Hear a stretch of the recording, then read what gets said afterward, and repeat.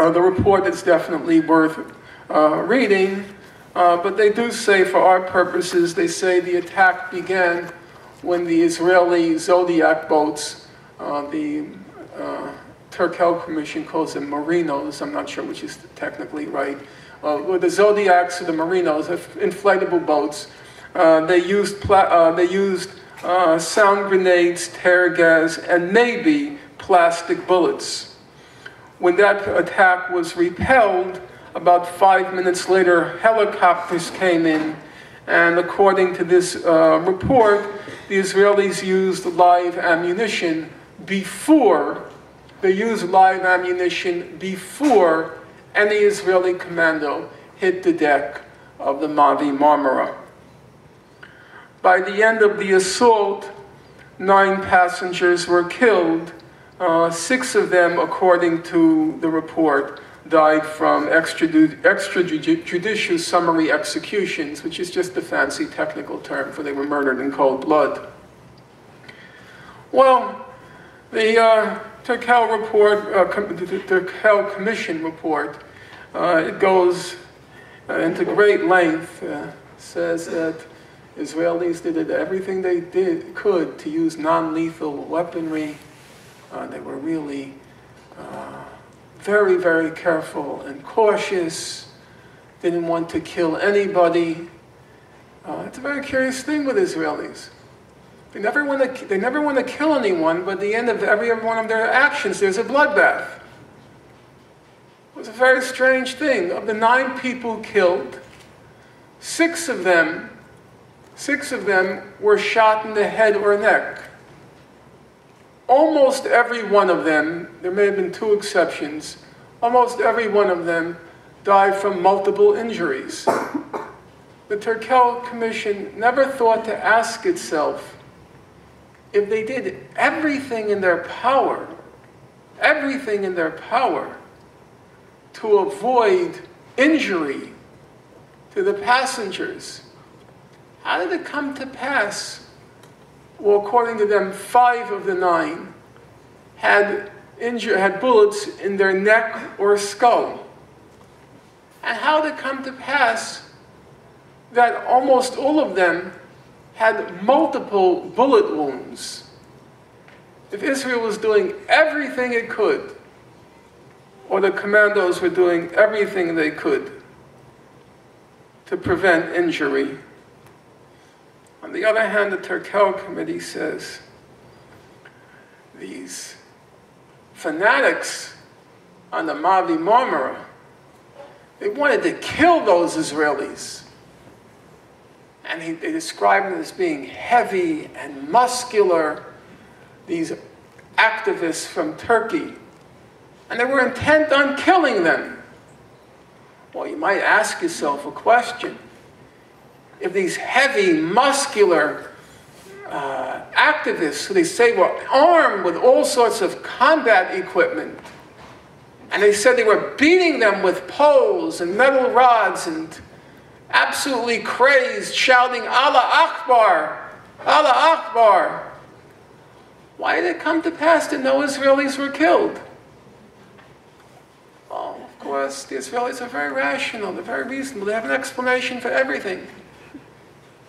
They said it's because some of the peace activists on the boat prevented the Turkish crazed Muslims from killing them. Well, that's perfectly reasonable. You know, on the boat there were some grandmas, grannies for peace, with their Birkenstock sandals, and they prevented the heavy, muscular, crazed, Allah Akbar shouting Turks. They prevented them from killing the Israeli soldiers. That's perfectly reasonable. Well, that's one way to fight jihadists.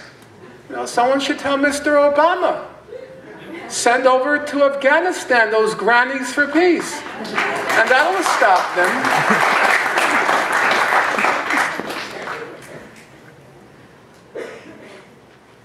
What actually happened on the Mavi Marmara during those few minutes, or few hours actually.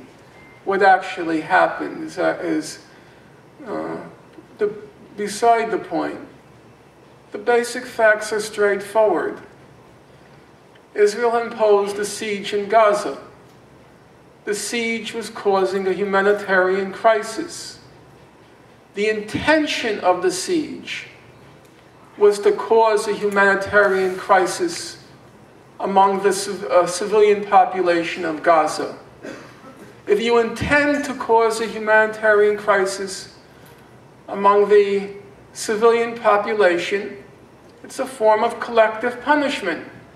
And collective punishment is illegal under international law. Ergo, Israel had no right to impose the siege on Gaza, and therefore they had no right to use force to preserve the siege of Gaza. Well, the Turkel Committee has an answer to that too, because the Israelis are very reasonable, very meticulous. They know the law. They say, it's not true that Israel wanted to cause a humanitarian crisis among the people of Gaza. That's not true. They said it was just collateral damage. The purpose of the siege, Turkel says, it had a military objective to defeat Hamas. And if some civilians suffered, well, that was proportionate to their goal. That makes perfect sense. I mean, why else did Israel prevent Ranzoni number 9 from entering Gaza? Why else did it prevent Pasta from entering Gaza? Obviously, because they wanted to inflict a military defeat on Hamas. And that's why they didn't let in coloring books. And they didn't let in crayons. It was obvious. This wasn't directed at the civilian population.